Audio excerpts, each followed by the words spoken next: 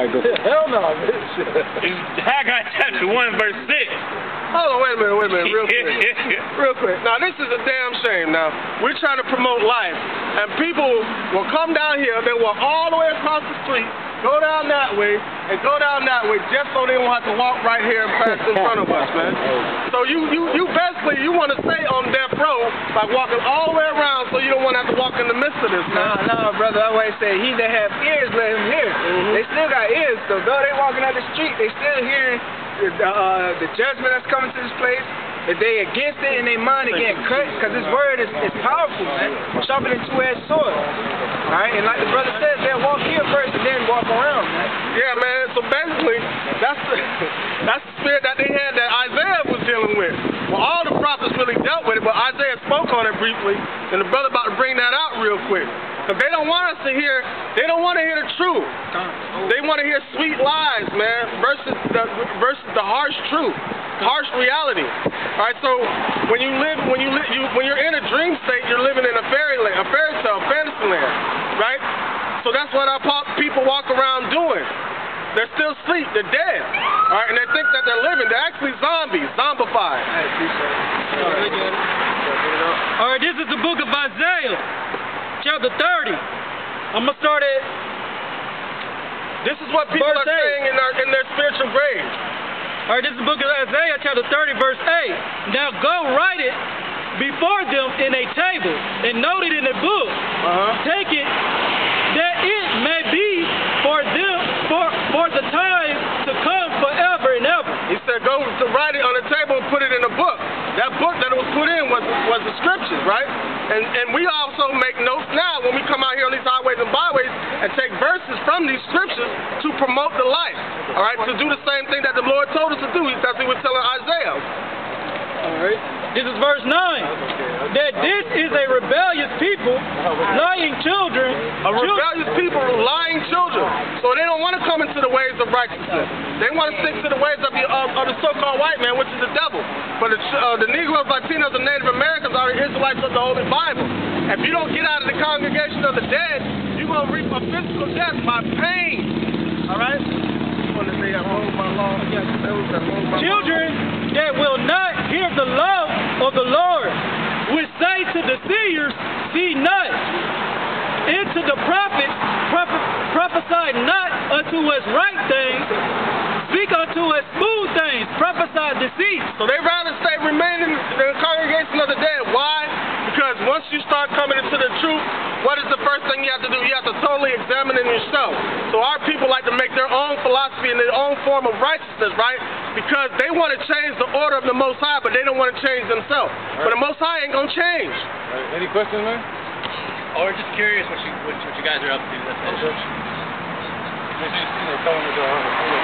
But we're out here to teach the Negroes, Latinos, and Native Americans that they're the Israelites of the Holy Bible, and you have some confusion of faces because therefore you know, like, you can't really tell who's who just according to skin color.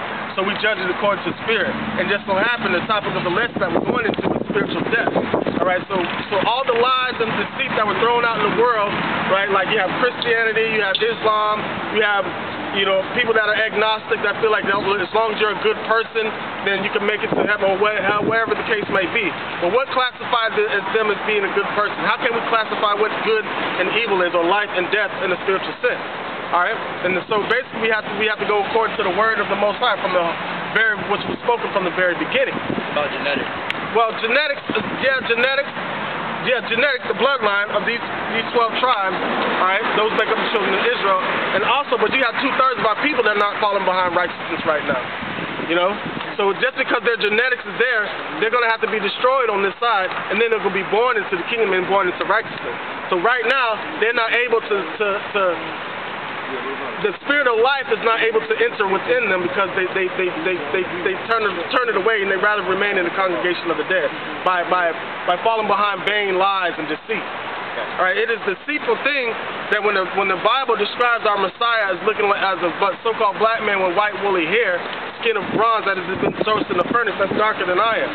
But the deceitful thing was taught that he looks like a so-called white man, and his name was Jesus, when the letter J didn't exist until the 1400s. See, that's teaching. The scripture said life and death are the power of the tongue. So you can promote life with what you teach, or you can promote death. What do lies bring forth? Vanity, deceit, death. That's where your death comes in. Yeah. And they try to scare us with physical death. All right? The physical death is not what we need to be afraid of. Okay. This is Romans chapter 10, verse 2. For I bear them record that they have a zeal of the Most High, but not according to knowledge. All right, so our people have a zeal to be in tune with the Most High, but they don't have it according to knowledge. So if they don't have that knowledge, they start going away and creating their own righteousness. Right, that was the world that done too.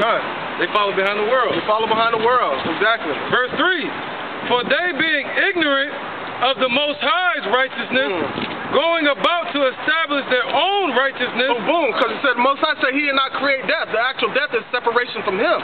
So they man create. Read that again, please, Zaquan.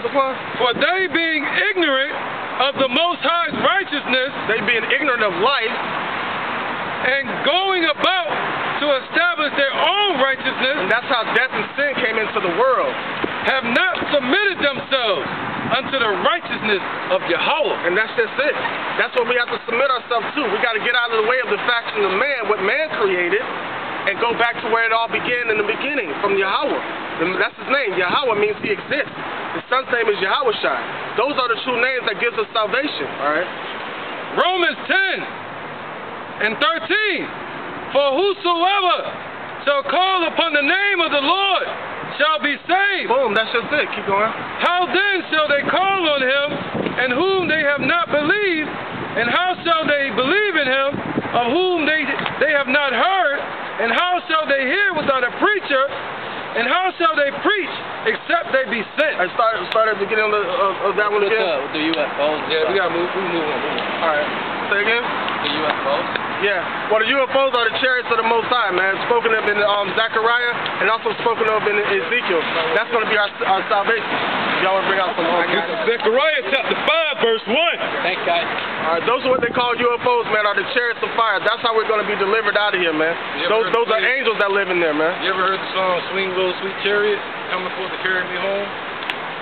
Y'all probably never heard that. It's him, right? It's a slave song. Slave hymn. But those slaves sang that. They knew about the scriptures. They knew about the chariots in the sky. If you read a book, you want to hear a scripture before you leave real quick? There's one.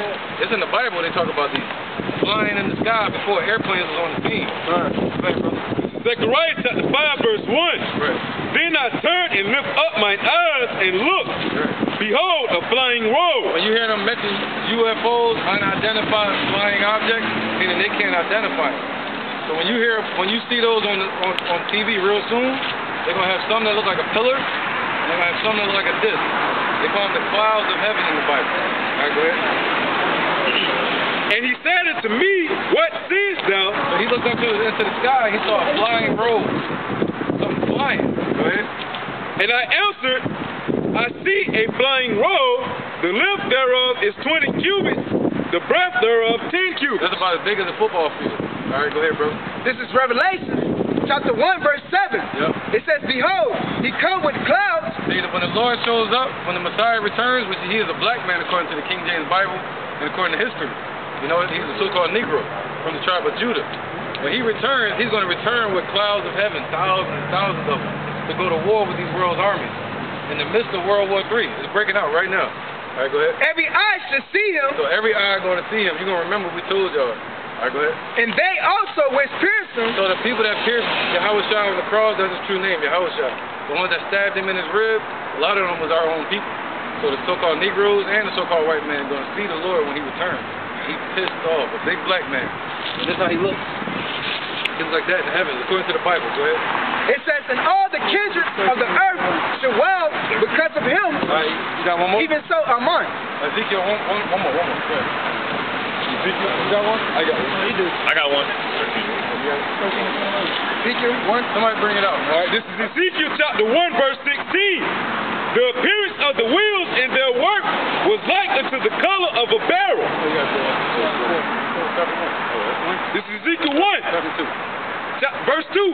And the 5th day of the month, which was the 5th year of King Jehoiakim's captive, the word of the Lord came. This was around 598 BC. The word of the Lord came expressly unto Ezekiel the priest. Right. You can read this in the book of Ezekiel at home. Go ahead. The son of Uzi, Go ahead. God, in the land of the Chaldeans by the river of Chabar. In the land of the Babylonians by the river Kabar. The wheel from the wheel, the cherubim. Yeah, I'm gonna get a point though. 1 point. Yeah, that's right. Come on with it, bro. I'm gonna get 1 point about that. Right here. And the hand of the Lord was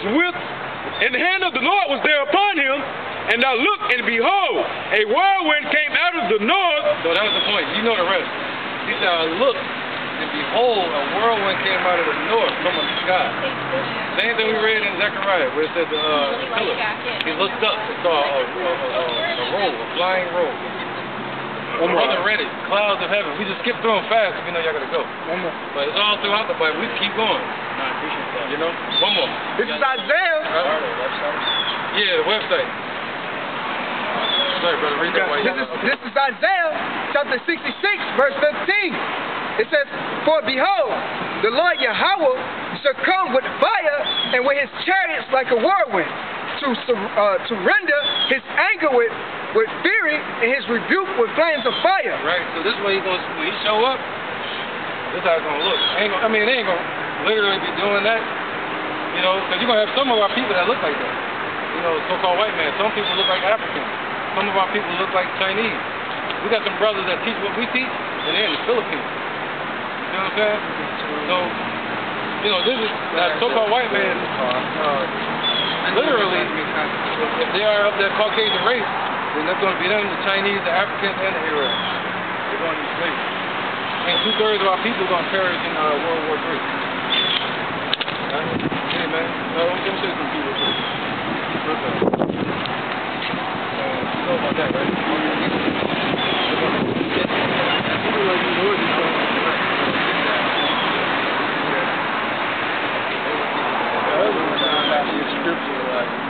Look like, yeah, the eyes that he got slapped. Yeah. Slap shit out.